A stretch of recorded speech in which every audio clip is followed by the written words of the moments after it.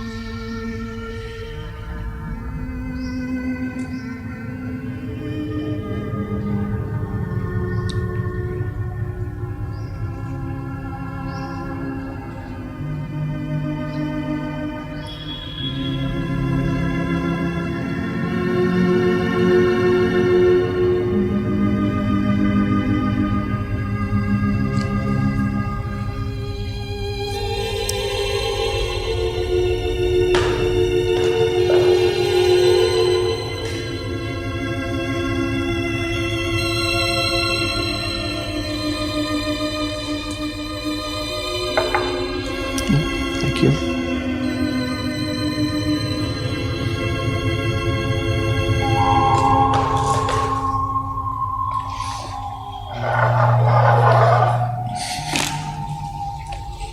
Do you see?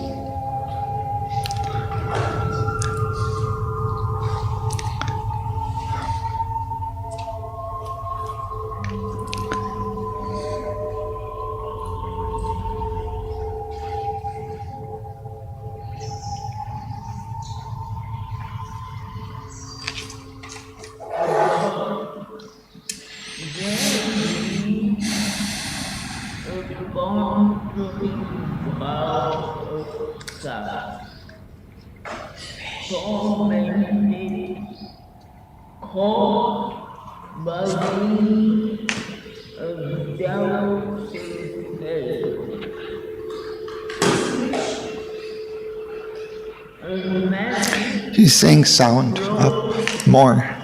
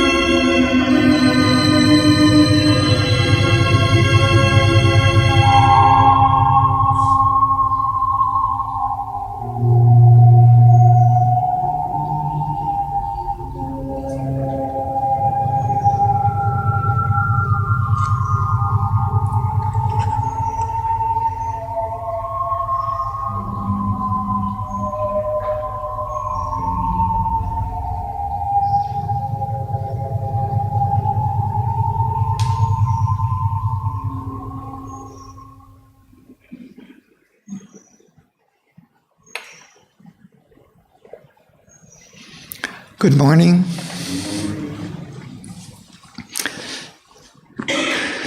We're following King Aswapati's travels through the inner worlds, and we completed the canto, or the two cantos of his travels through the kingdoms of the little life. In the last canto, the Godheads of the little life, we explored some of the beings that live in that world and that have a strong influence on us in our world. And in the next canto, which we've started reading through, the kingdoms and Godheads of the greater life, we continue his journey through the vital worlds. Here he's entering into a realm at first maybe slightly more ordered, slightly more light, but still very fleeting, dissolving as it almost comes into being,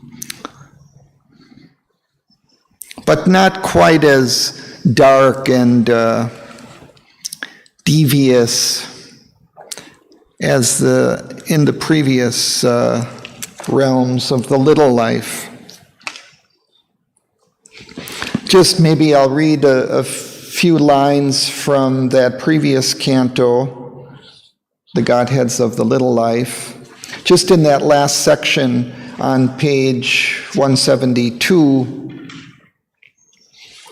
he again goes back to describing that realm.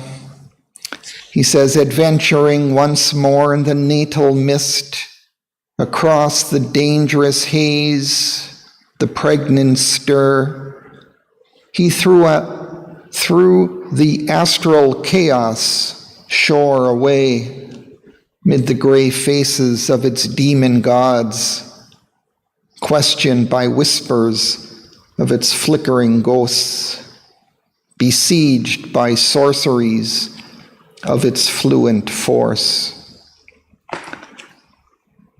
It gives us a vivid picture of what it's like in these lowest of vital worlds.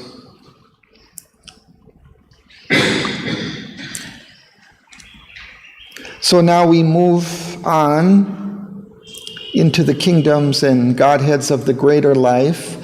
Here he will describe not only this world and its scenery and its beings, but also how it influences us in our world. We read through about the first 10 pages last time. I think what we'll do, instead of continuing just to read through it, is go back to the beginning now and examine these lines in a little more detail. So we can begin by reading at the beginning of the canto on page 173.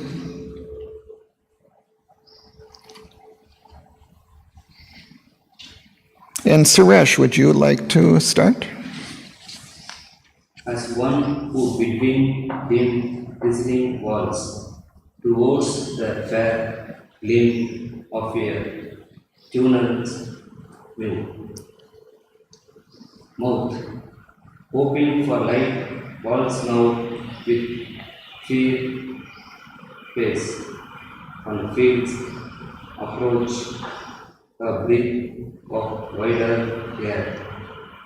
So he escaped from that great anarchy into an ineffectual world he came, a purposeless region of arrested birth, where being from non-being filled and dared to live but had no strength long to away above the gleam, yeah, wandering Brow.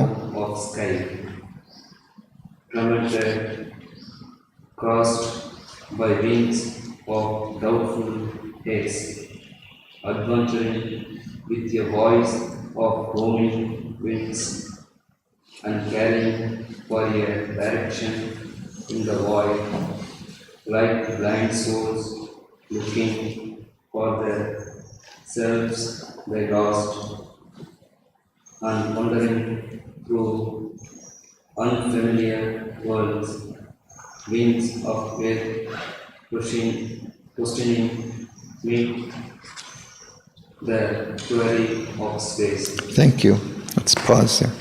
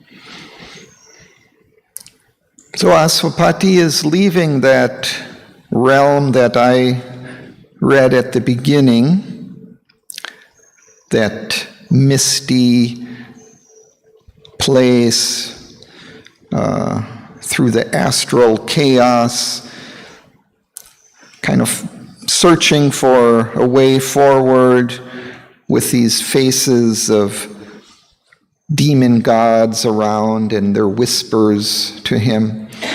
And now he's like traveling as if through a tunnel.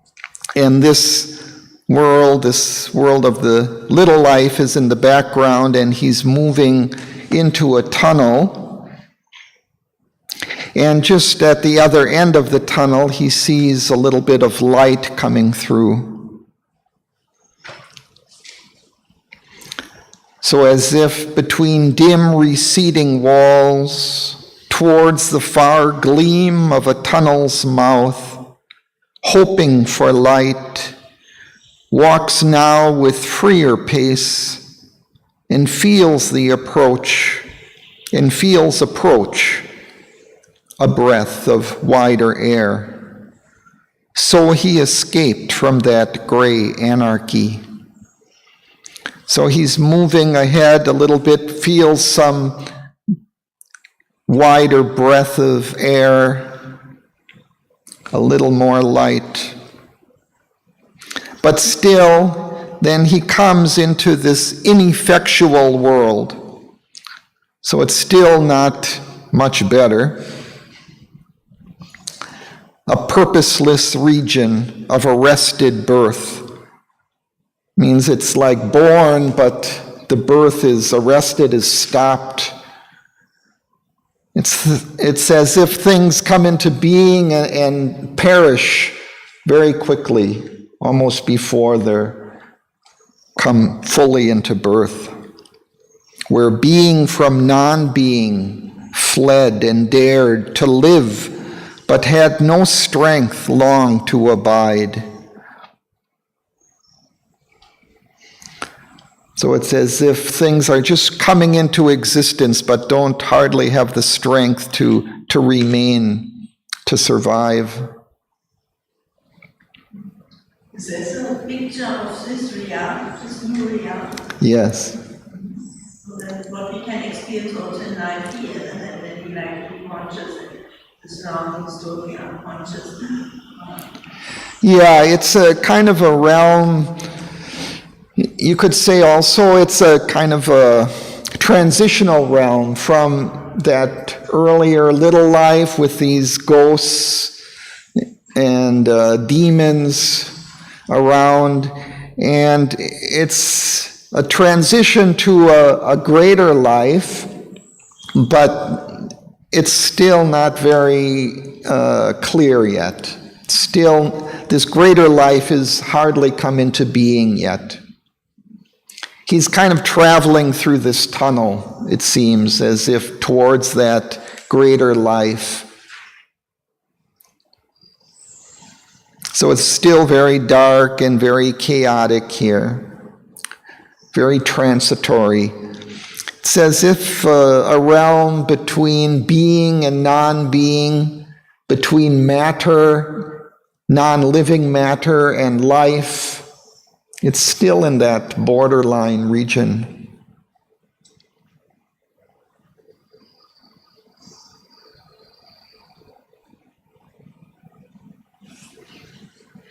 So there's this beginning of life,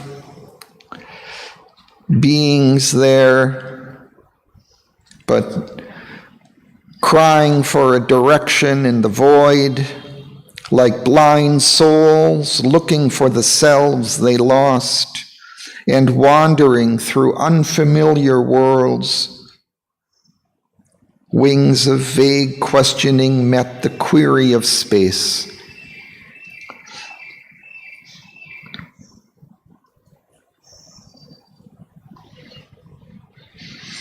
Have to remember that it's a vital world. It doesn't have this physicality that we have here that's enduring.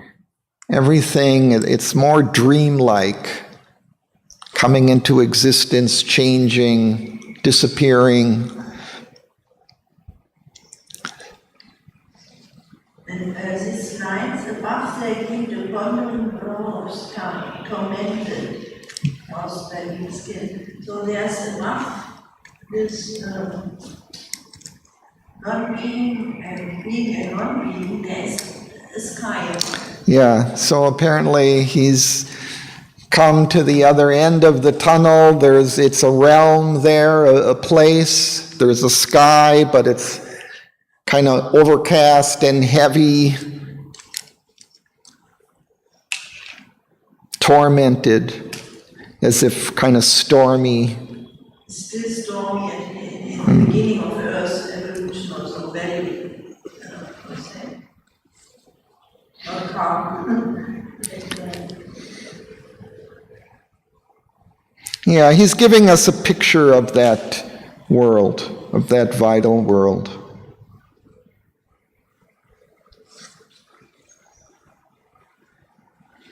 Let's continue, and would you like to read?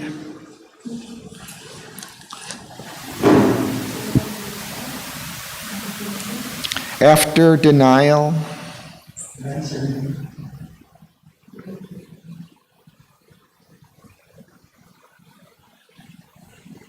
A hope of self and form, and leave to leave, and the birth of that which never yet could be.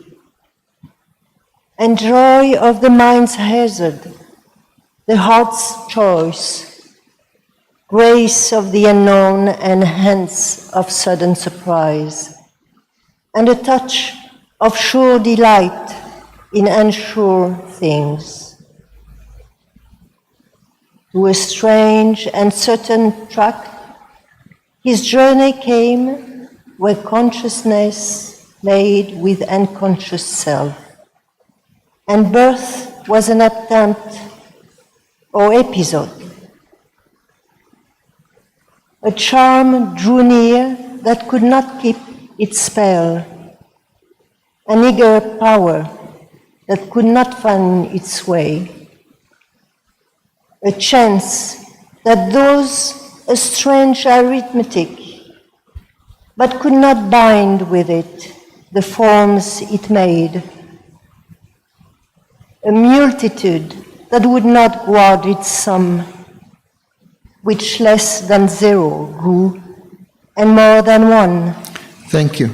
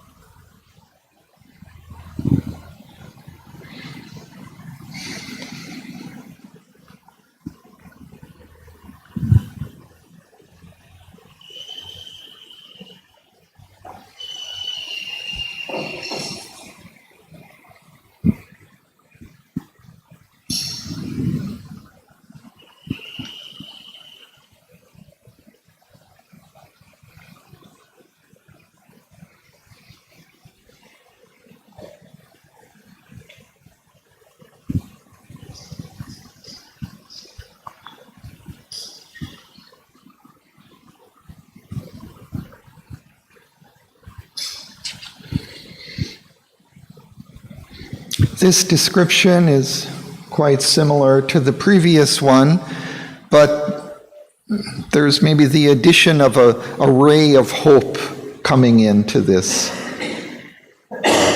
A hope of self and form and leave to live, and the birth of that which never yet could be, and joy of the mind's hazard, the heart's choice, grace of the unknown in hands of sudden surprise,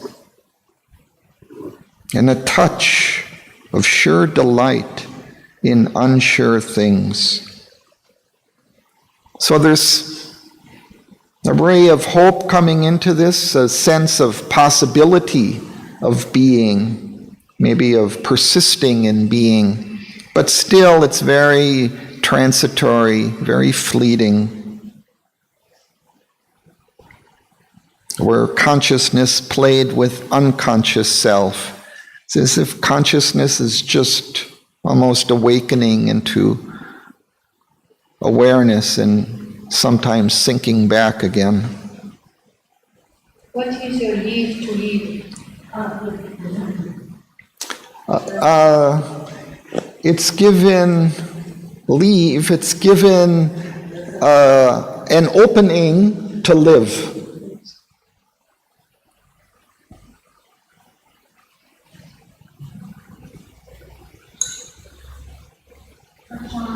A chance, yeah.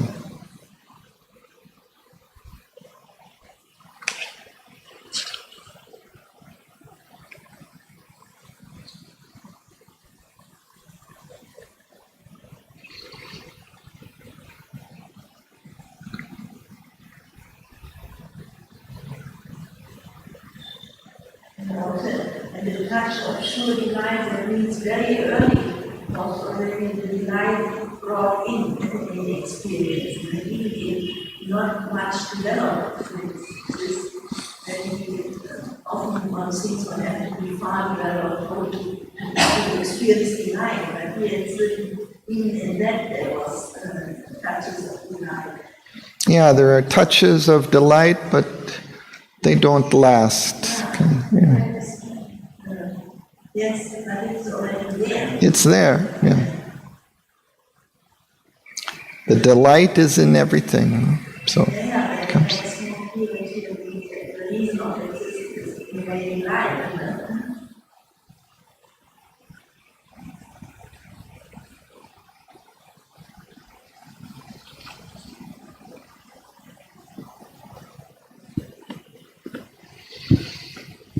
Yeah, everything is there. There's some consciousness, there's this delight, there's a charm, an eager power that wants to come into being, but all of these things are like possibilities that are just striving to be, and they get a taste, but they can't last yet.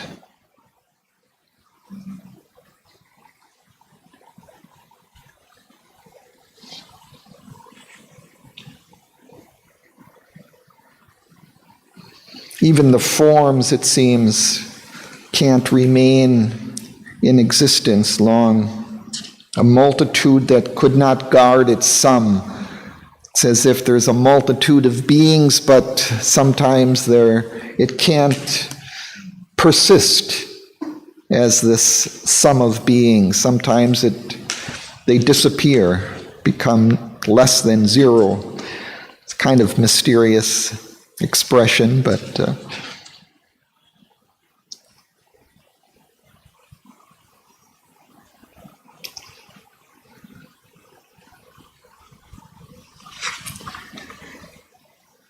so we'll continue. B.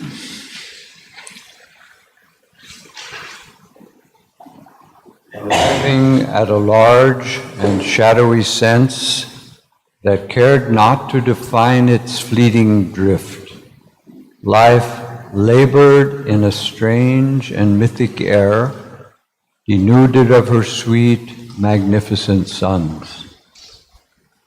In worlds imagined, never yet made true, a lingering glimmer on creation's verge, one strayed and dreamed and never stopped to achieve. To achieve would have destroyed that magic space. The marvels of a twilight wonderland, full of a beauty strangely, vainly made, a surge of fanciful realities, dim tokens of a splendor sealed above, awoke the passion of the eye's desire, compelled belief on the enamored thought, and drew the heart, but led it to no goal. Thank you. Let's pause.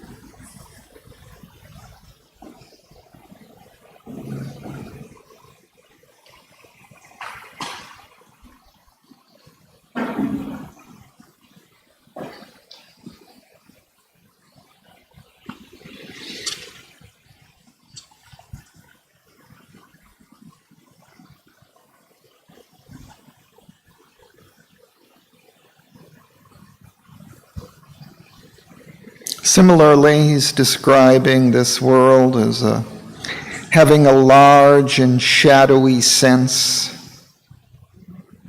that cared not to define its fleeting drift. Life labored in a strange and mythic air, denuded of her sweet, magnificent suns.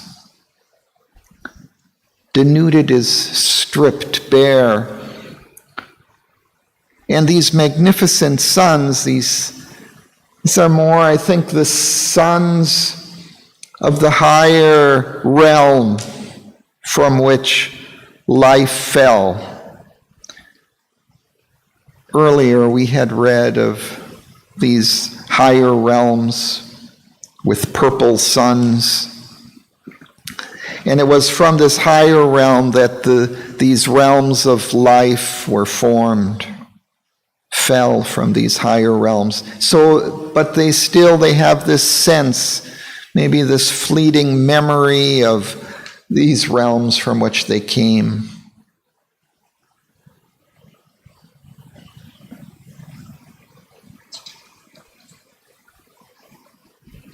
So here, the worlds are as if imagined, never yet made true. A lingering glimmer on creation's verge. One strayed and dreamed and never stopped to achieve. Drift is like an errance. Like a what? Errance, to err. Drift is like to float, or you drift on the sea or in the air. It's a movement, right? Without its own power, it moves in the elements like sea or water, air, whatever. By itself, it's moving in other places. Ja, je wordt het air.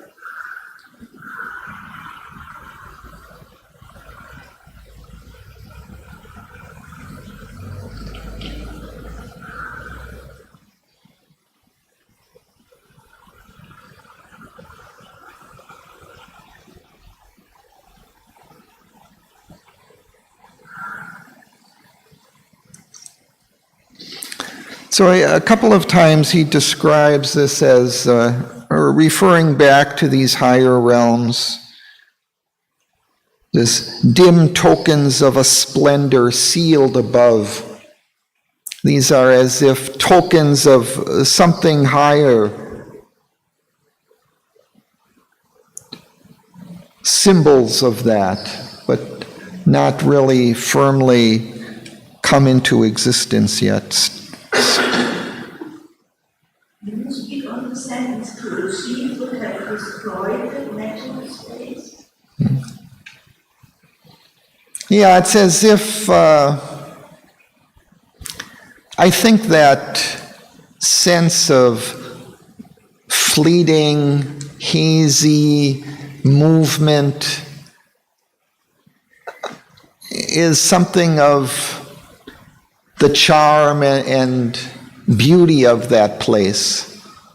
Nothing is kind of very physical like it is here. Nothing is steady and firm.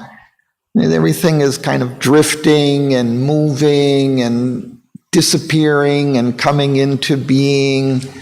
And that brings also a kind of beauty. But that's its character. We pay too much attention to these lines till now. It's just passing through one plane to another plane. It's passing from one plane to another plane actually. So it's just describing the transient period, and we should not bother too much about just the images. I like to know. Sorry. No, that's right, but for myself I'm saying. I find the explanation was very fine. But it's a realm of existence that is there. So we could say, these are typal worlds. So this is a type of place that remains in existence. It's always there. And also it has its influence here. So we also can move through these places of our consciousness, let's say, where things are always changing, always drifting. Sometimes our thoughts maybe take on that character, or our feelings. They don't stay in existence long. They just come for a moment and disappear. They change into something else. That character of that world also has its place in our world.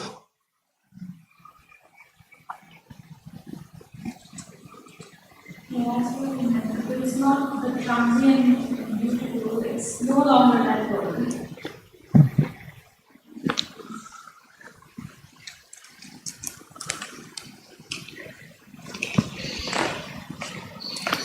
So we'll continue. Nara, okay. A magic flowed as if of moving scenes that kept alive a while their fugitive delicacy, of sparing lines limned by an abstract art, in a rare scanted light with faint dream brush on a silver background of incertitude. An infant glow of heavens near to morn, a fire intense, conceived but never lit, caressed the air with ardent hints of day. A perfect longing for imperfection's charm, the illumined caught by the snare of ignorance, ethereal creatures drawn by body's lure, to that region of promise beating invisible wings, came hungry for the joy of finite life, but too divine to tread created soil and share the fate of perishable things. Thank you. Let's pause there.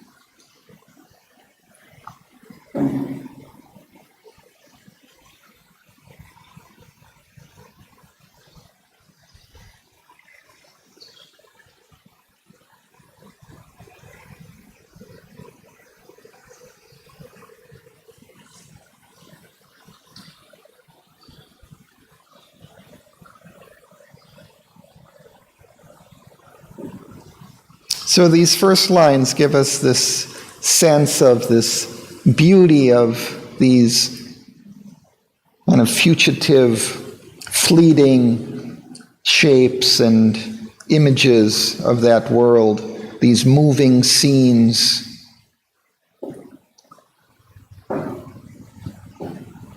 As if sparing lines limned by an abstract art, as if just kind of faint sketches or sweeps of pale colors in a painting on a silver background of incertitude.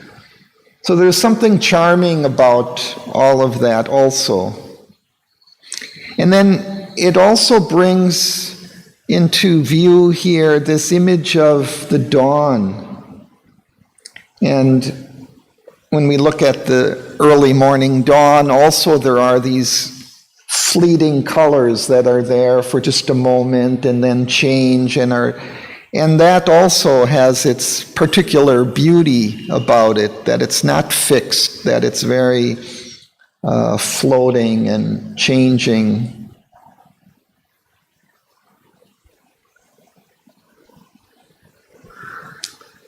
So here he says, an infant glow of heavens near to morn. A fire intense, conceived but never lit, caressed the air with ardent hints of day. It's as if there's just hints of color and light that are coming but still are not firmly there.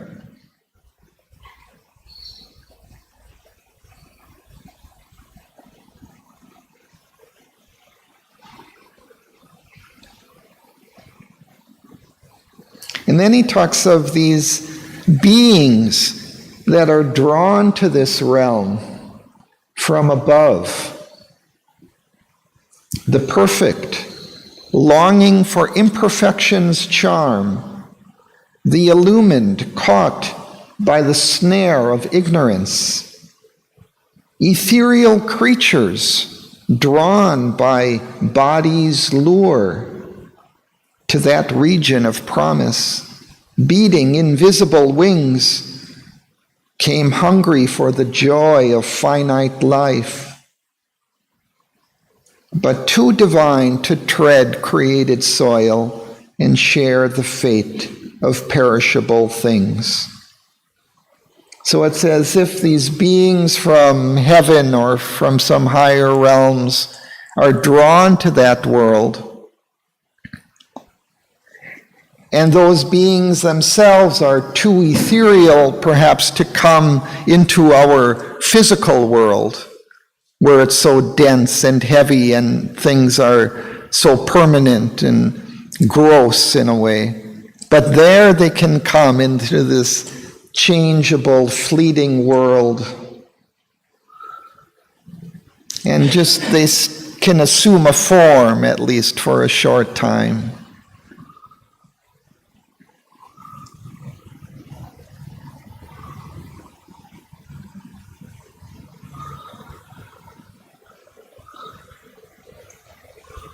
Would you like to continue?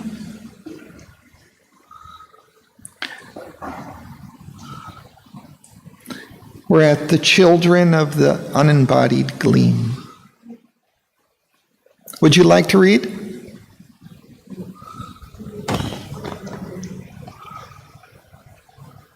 The children of the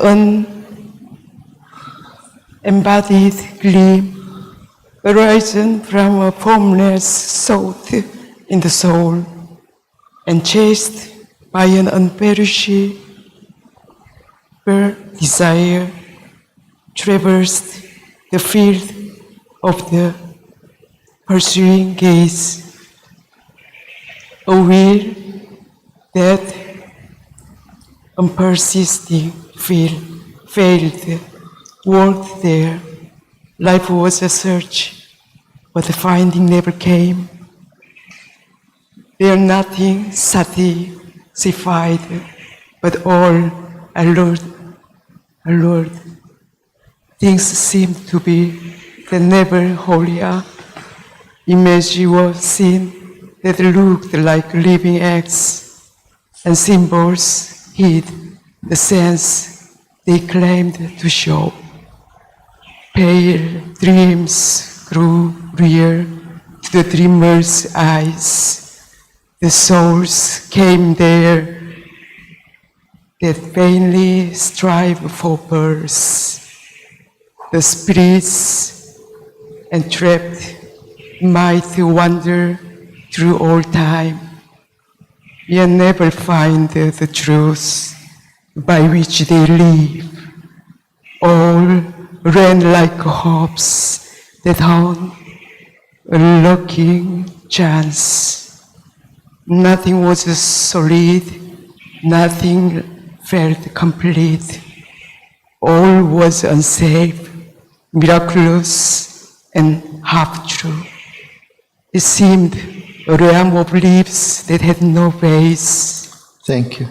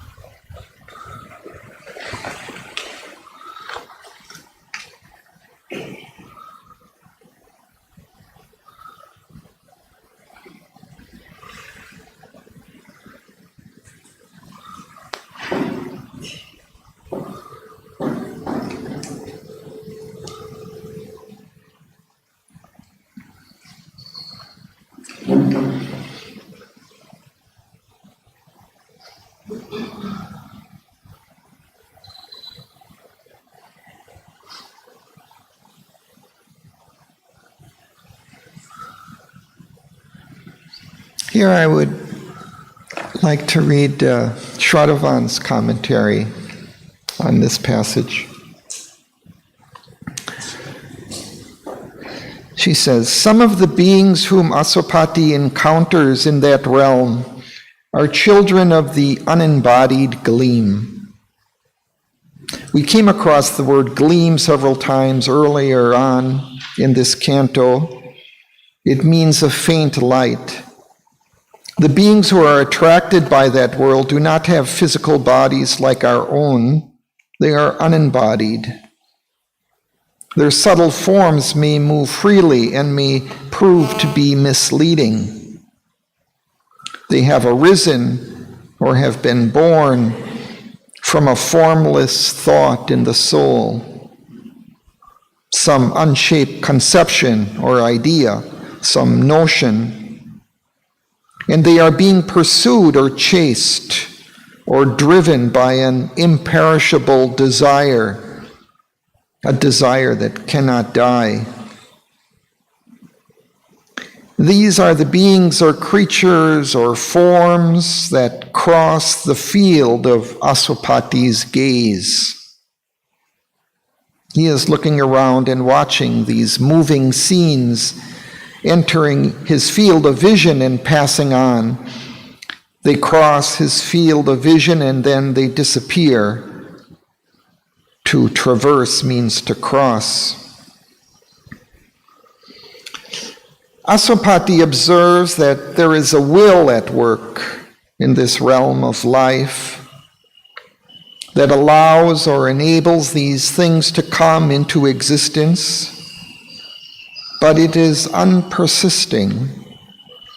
It does not persist in its choices or intentions, so it does not have much effect.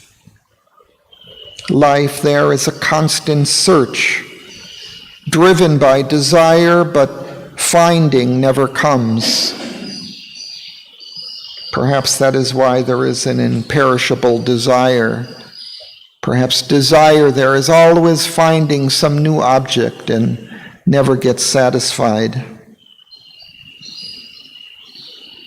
In that region, nothing satisfied, but all allured. Everything is attractive, enticing, but nothing satisfies. There is a continuous play of appearances. Things seem to be, but they never fully exist. They are images which look like living acts that might happen here in our world, and there are symbols. But while a symbol is normally supposed to express a meaning, these symbols are such that they hide the meaning that they claim to show. And in that realm there are pale dreams that grow real to the dreamer's eyes.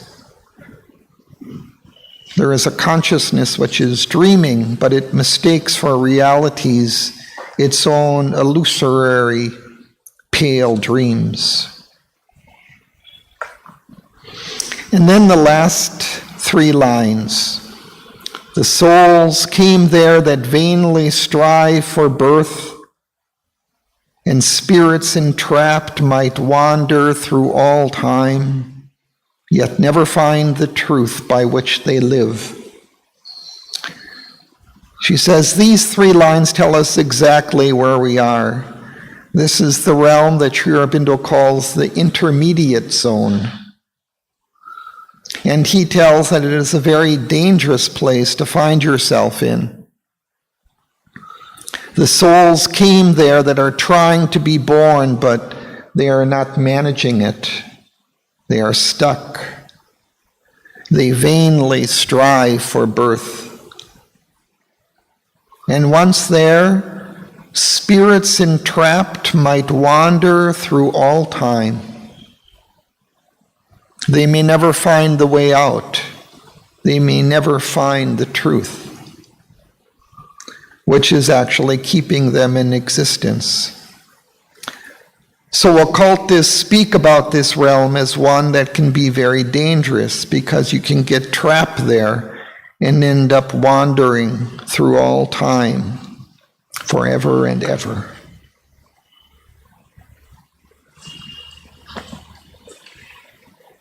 Tell us more about dream. Tell us something more about that. Yeah, she says faint light is what it means. So the unembodied gleam. So it's unembodied. These are like spirits, I would say, that come there. And they may be seeking birth, but cannot take physical birth. And they're wandering in this drifting, fleeting world. They're maybe associated with some desire to be.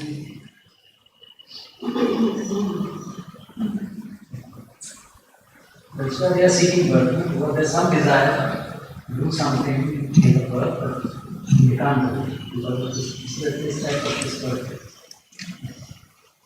I'm always interested to understand deeper how you say how the souls or how the psychic work in living seconds. And then the next line from this one also that the children arisen from the formless thought in the soul. From the formless thought in the soul, which I think is interesting, that from the soul thoughts came down or something, or desire, and then the embodiment. So this process, how the embodiment. Yeah, it's as if something, a thought or feeling or desire is seeking some kind of form, but here it's only achieving this kind of fleeting form. And it doesn't take full physical, enduring form. Does it mean we cannot do anything in this world also? Or they influence this world, our physical world, terrestrial world? That the beings of these planes is describing, Do they have some influence on our?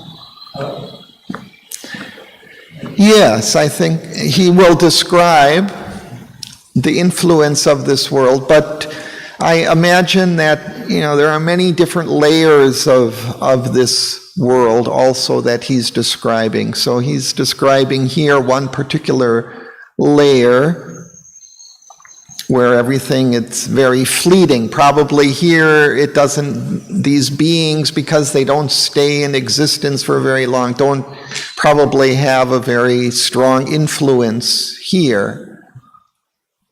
But there are other realms which he'll be describing that do. So, as if the same divine principle, everything that is unmanifest wants to express itself. Yeah. Everything in body wants to feel its origin. But there may be characters like this also in our life here. Like for example, the people who have dreams beautiful, but they want to realize it, but they do not realize it because it's not so good as in their dreams. Right. Or there are people who go like a butterfly from one thing to another without realizing one thing. Yes. But I find this difficult to understand this pain. Saying also they are transitory, they are very for short time, and they may not get out also. It is there, but they are perpetually. If there is a desire change, then they want to change it. That's the compromise I can make. Yeah, it's kind of paradoxical in that sense. But their thought process change, their desire change, so they are constantly changing. But the soul itself, let's say, is trapped in that way, mostly.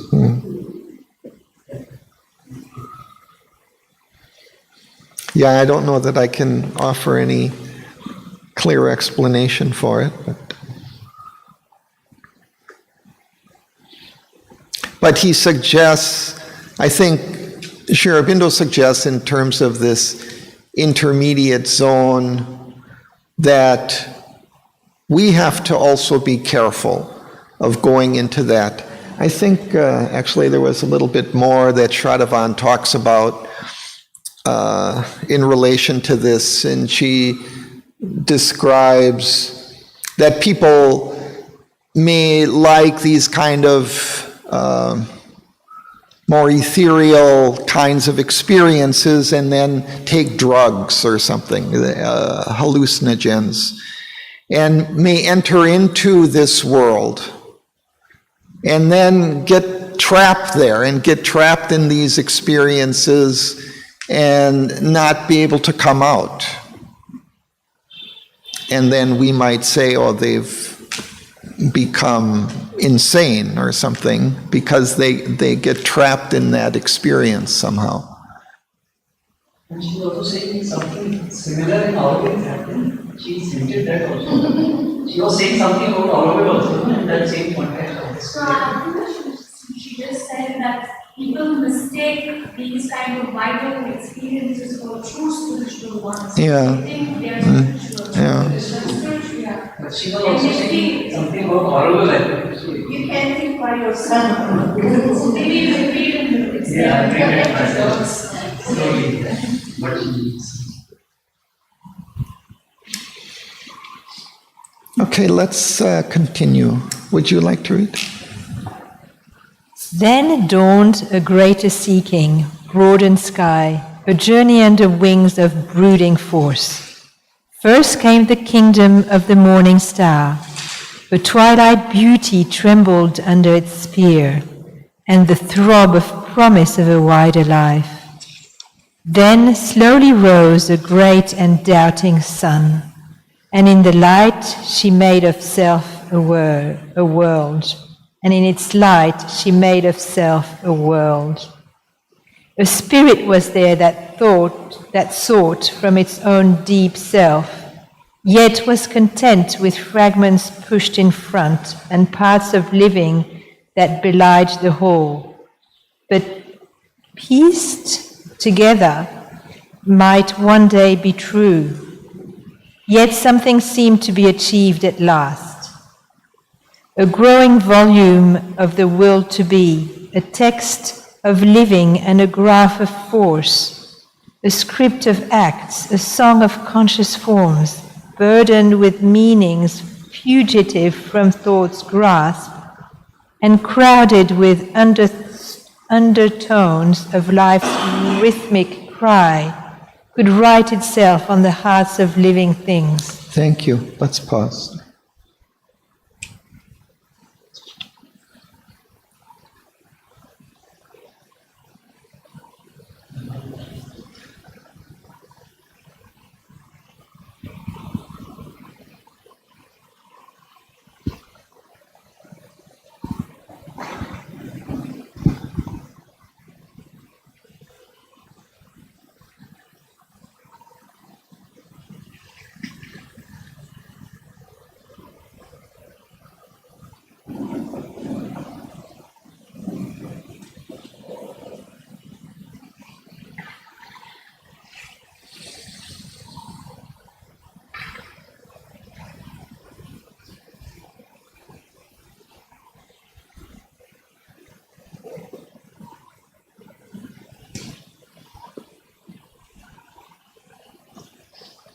Talks of that ruling force.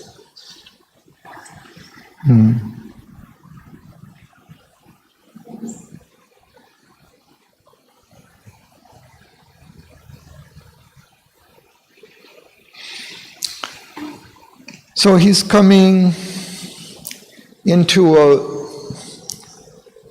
a clearer, lighter, more firm kind of realm. So there's a greater light, a greater seeking, and under wings of brooding force. So there's also a kind of sense of force hovering over this realm. The other earlier realms didn't have much force. It could hardly stay into being. But here there's something a little more steady and strong coming. Brooding, as Shraddhavan used to always tell us so many times about how birds brood over their eggs to hatch them. So that's the sense of brooding, this kind of hovering over and protecting, nurturing. It goes back again to the same divine principle of the Vinayaka, the concentrated spiritual energy or tapas, which is what you represent outside in creation as the chick or the mother giving birth to something. A lot of energy concentrated, and then that divine spark which finally gives the creation. So it's the same. The original concept of the egg, which is before the creation. So this force comes, this heat of tapas and concentration eventually hatches that egg, brings it into fuller existence, to manifestation.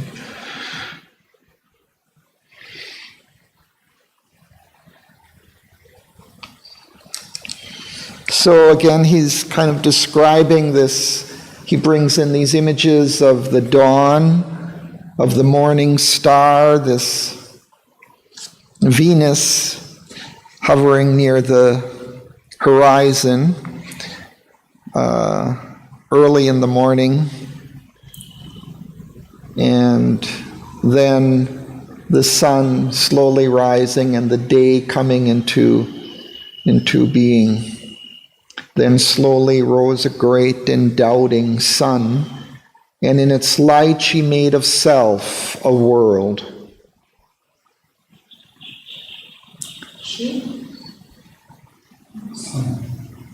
This doubting sun, nature, I don't know, but she.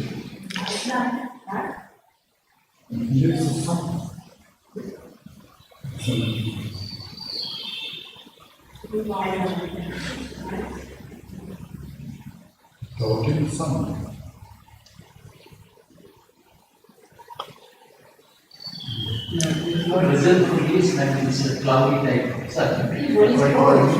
Before that, then is the word sphere. Yeah, this is referring to the morning star, to Venus. It sometimes appears quite bright and it's like a spear of light in the sky.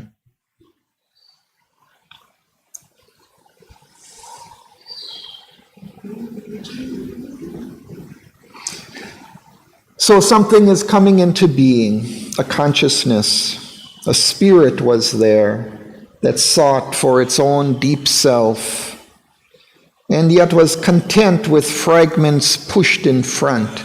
So it doesn't actually realize its deeper self as yet, but just kind of pushes some different fragments of itself in front of its consciousness.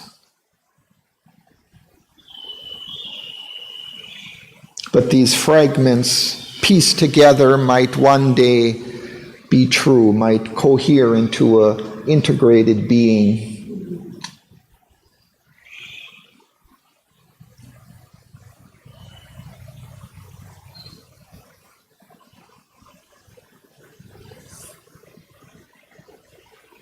A script of acts, a song of conscious forms, burdened with meanings, fugitive from thought's grasp.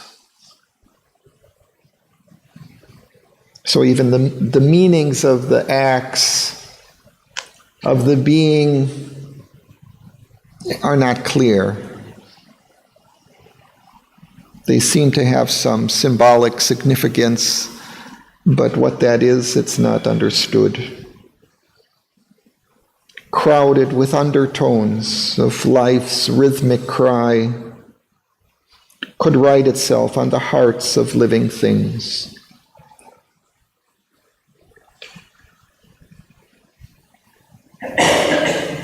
So these beings now, whereas before they had very little meaning or sense, they were just things coming into being and disappearing. Here there's a sense of significance of these beings, having a meaning, a purpose perhaps. So we continue, Nitya. In an outbreak of the might of secret spirits, in life and matter answer of the light, some face of deathless beauty could be caught that gave immortality to a moment's joy, some word that could incarnate highest truth, leap out from a chance tension of the soul, some hue of the absolute would fall on life, some glory of knowledge and intuitive sight, some passion of the rapturous heart of love, a hierophant of the bodiless secrecy, in turn in an unseen spiritual chef, the will that pushes sense beyond its scope to feel the light and joy intangible, hath found its way into the ineffable peace, hath captured a sealed sweetness of desire, that yearn from a bosom of mysterious bliss, hath manifested real reality. Thank you.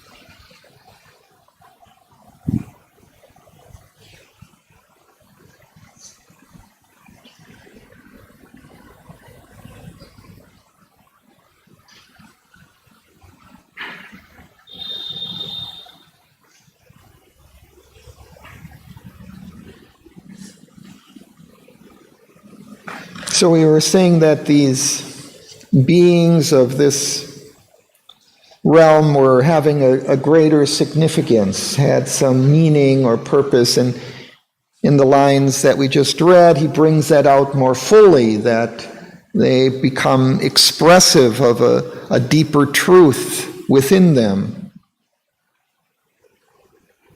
In an outbreak of the might of secret spirit. Now this inner spirit is actually breaking out more fully into these beings in life and matter's answer of delight. Some face of deathless beauty could be caught that gave immortality to a moment's joy.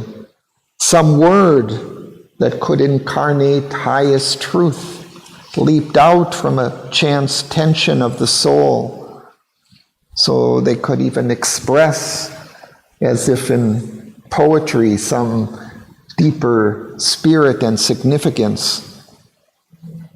Some hue of the absolute could fall on life, some color of the absolute, some glory of knowledge and intuitive sight, some passion of the rapturous heart of love. All of these things are now getting some expression in this world. A hierophant of the bodiless secrecy. This hierophant is an interpreter of sacred mysteries. Interned in an unseen spiritual sheath. It's as if it's hidden deep within, in an interior sheath of the being. The will that pushes sense beyond its scope to feel the light and joy intangible. There's a will pushing the senses to experience something beyond our normal physical senses, something intangible.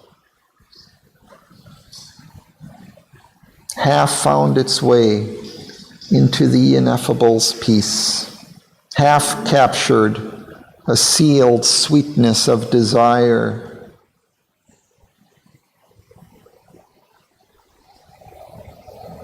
That yearned from a bosom of mysterious bliss. There's what Margaret was referring to earlier, that bosom of bliss that is there within, in the heart of existence, was finding expression. Half-manifested, veiled reality. Even this realm is beginning to partially manifest the deeper reality of existence.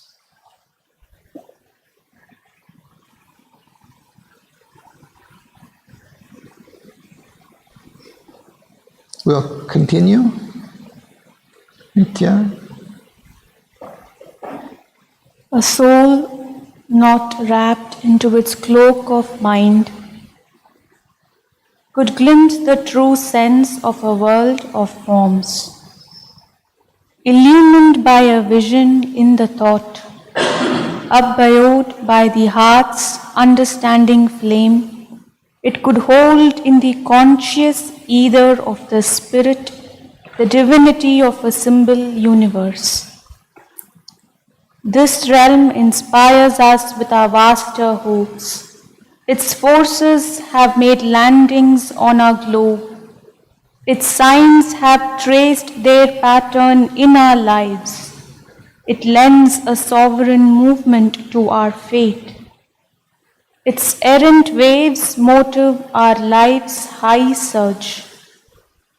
All that we seek for is prefigured there, and all we have not known nor ever sought, which yet one day must be born in human hearts, that the timeless may fulfill itself in things. Thank you.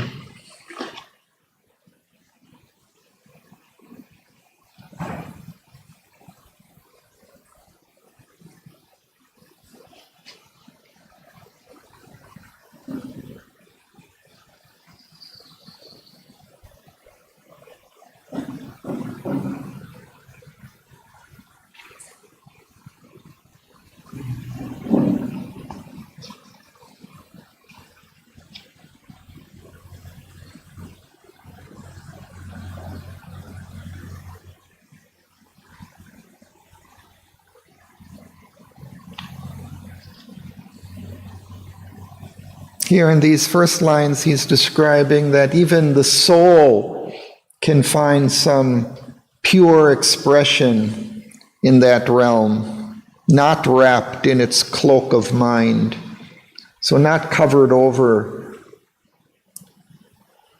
by the mind or working through the mind, but expressing itself directly, could glimpse the true sense of a world of forms, could understand the deeper significance of the different forms that it encountered, illumined by a vision in the thought and upbuoyed by the heart's understanding flame.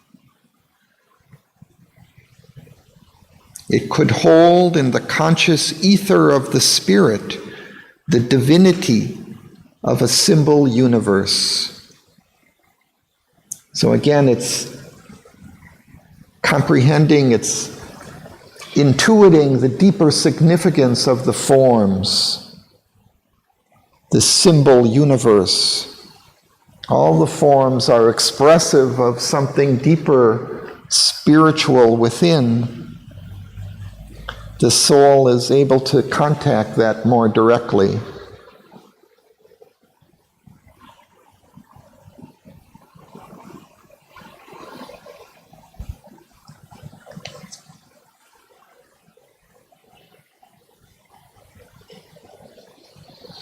So we see this realm that Sri Aurobindo has described so far of this greater life. He's gone through quite quickly from its very transient beginnings to now something quite full and expressive of the divinity within.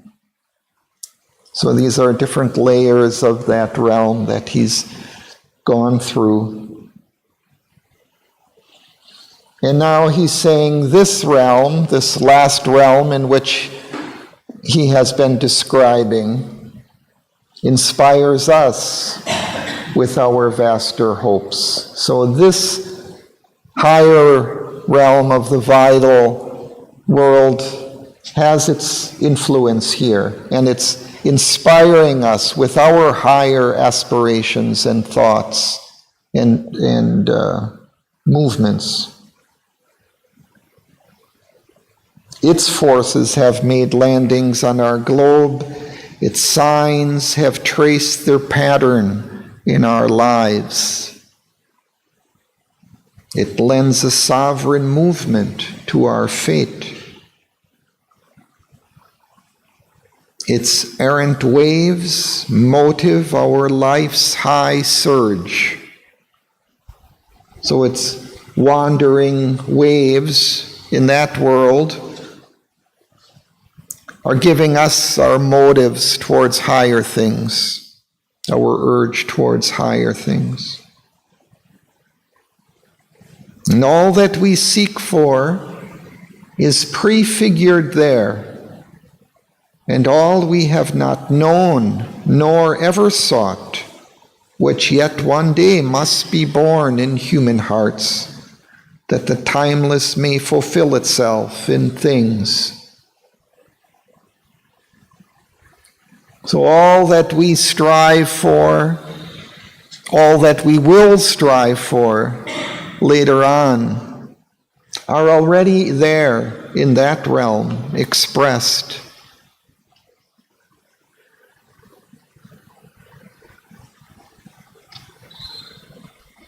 And its influences on us are leading us to aspire for those higher things.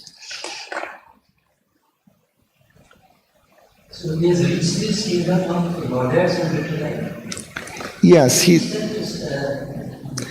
gone quite quickly through some different layers of this. Godheads. Yeah, now he's describing their influence here. Margaret? Incarnate in the mystery of the days, eternal in an unclosed infinite, a mounting endless possibility climbs high upon a topless ladder of dream, forever in the being's conscious trance. All on that ladder mounts to an unseen end. An energy of perpetual transience makes the journey from which no return is sure, the pilgrimage of nature to the unknown. As if in her ascent to her lost source, she hoped to unroll all that could ever be. Her high procession moves from stage to stage, a progress leap from side to greater side, a process march from form to ampler form, a caravan of the inexhaustible, formations of a boundless thought and force. Thank you.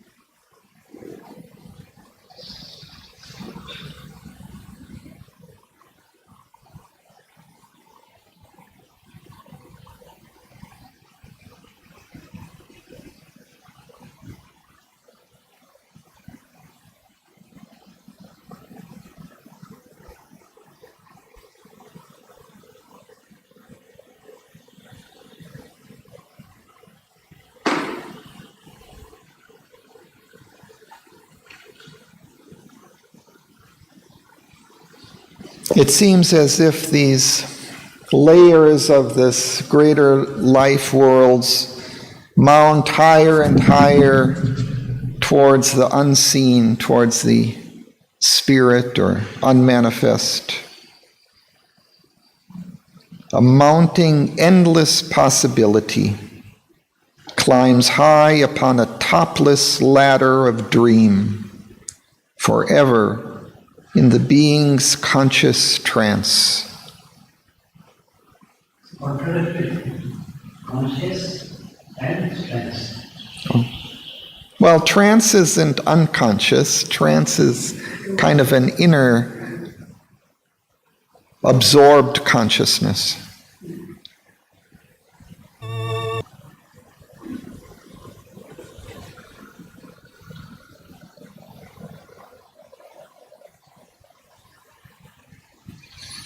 And it reminds us a little bit of earlier when Sri Aurobindo described the world stare.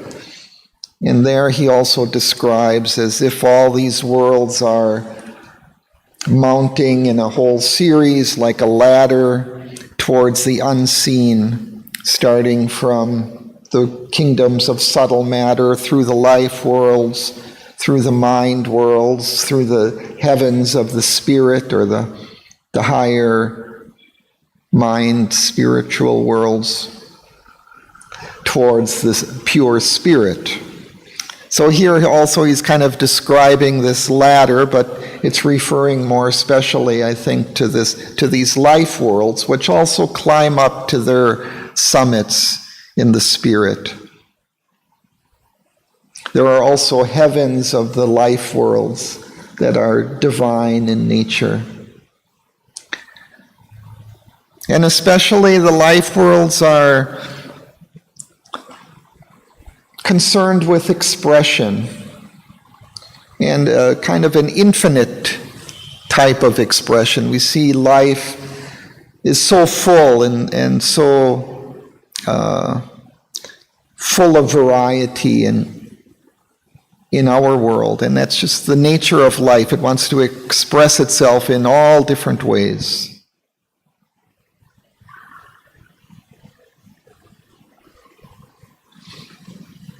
A caravan of the inexhaustible, formations of a boundless thought and force.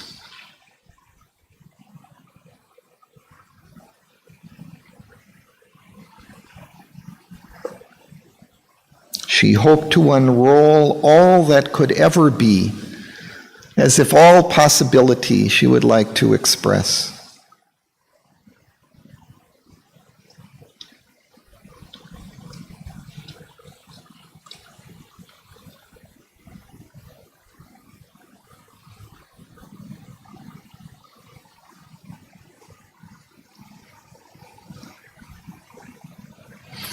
So I think we'll stop there. Question? Line 137, the journey from which no return is sure. That means if it goes higher level, our soul goes to a higher level, it doesn't return back, or it's confusing what he wants to say here. Like we are going up the ladder, let's say our souls are going up the ladder. So return, it can come back down and overlap together. Well, the earlier part of that sentence is an energy of perpetual transience makes the journey from which no return is sure. So I think it's because of this perpetual transience that it's not clear exactly where this journey is going. It's just an inexhaustible expression of possibility. It's still a ladder, that's what we go up and down. Yeah, that's I understand. What I was understanding. Yeah, okay. Our souls climb generally up the ladder. So my question is basic. So does it come down the ladder or It's not sure. It's not sure. Here the what he wants to say here is not I clear. just feel that it's just giving a sense of the unknown and infinite possibility. Nothing is sure. You can keep going up and up because it's infinite. You're not sure. Everything is But my question is, we go down also. That's why I reverse question. Well, you might, it says it's not sure. You may or you may not. Okay. Okay, I think we stop for the...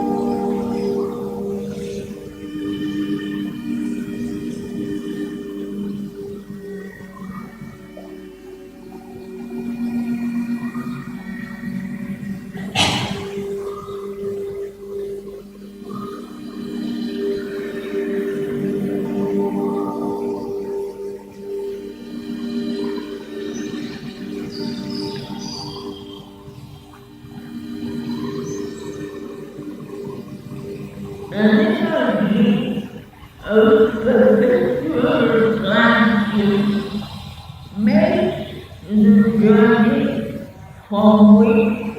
no water is pure.